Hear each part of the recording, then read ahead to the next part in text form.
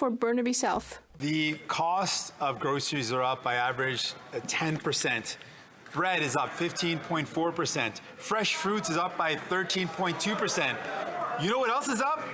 Corporate profits. Yeah. The corporate profits for the corporation Sobeys are also up by 20.2% when we compare 2021 versus 2020. So we know that corporate greed is driving up the cost of living.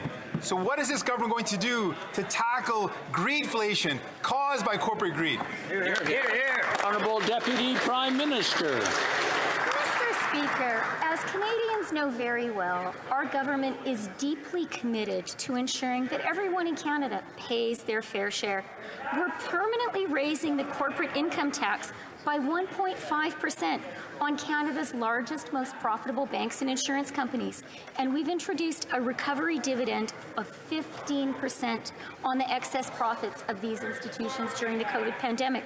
We also implemented, effective September 1, a 10% luxury tax on private jets and luxury cars worth more than $100,000 and boats and yachts worth more than $250,000, Mr. Speaker.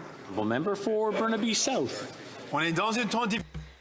This is a difficult time with the cost of living going up. The cost of groceries has gone up on average 10%. Oil has gone up 27%, pasta 32%. And yet at the same time, big business profits, owners of grocery businesses, have seen their profits go up. Loblaws has seen a 65% increase in profits between 2020, 21 and the present. It is very clear that the greed of big grocery businesses has contributed to inflation. What will the government do to fix this greedflation from the big grocery companies? The Honourable Deputy Prime Minister. Mr. Speaker, we have been and remain determined to ensure that everyone pays their fair share. We will be permanently increasing corporation tax by 1.5% for big banks and insurance companies. And we also introduced a 15% recovery dividend on excess profits from these institutions. Thank you. For Nunavut. Today, Statistics Canada confirmed that 1/3 of people in Nunavut are living in overcrowded houses in desperate need of repair. That rate is 3 times higher than it is for non-Indigenous Canadians. The government promised in 2017 an Indigenous housing strategy, but no one has seen one since.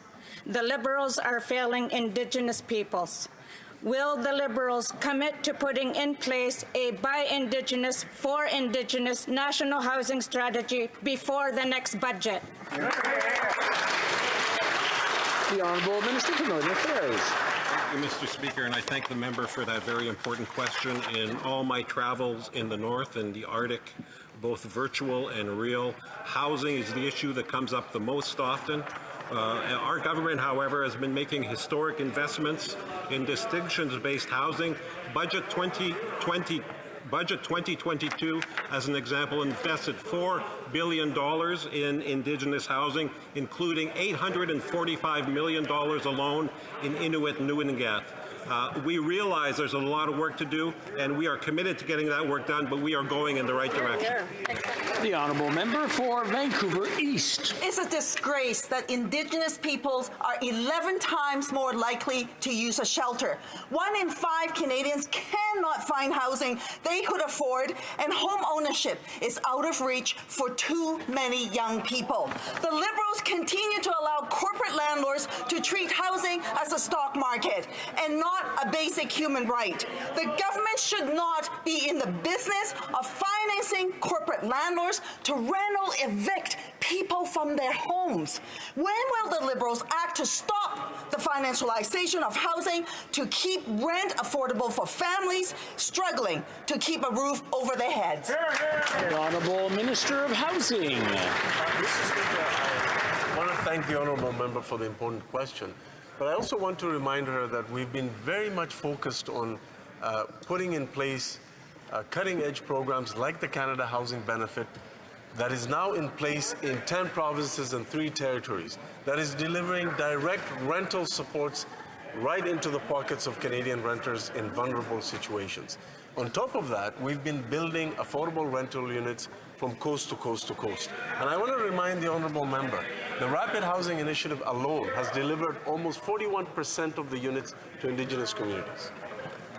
Member for Kitchener. Getting the care they need in our healthcare system. This is not surprising. This government has failed to offer real solutions to fix what the Canadian Medical Association is calling an unprecedented health crisis. This failure in leadership is paving the way for Conservatives who want to privatize healthcare, putting profits over patients. Healthcare workers and Canadians are counting on the federal government to protect their public healthcare system. Yeah. When will the Liberals act to rebuild healthcare in Canada? Yeah. The Honourable Minister of Health. Thank you, Mr. Speaker. I'm very grateful for that question. The member pointed to a healthcare crisis. We have a healthcare crisis, Mr. Speaker, because we have a healthcare workers crisis.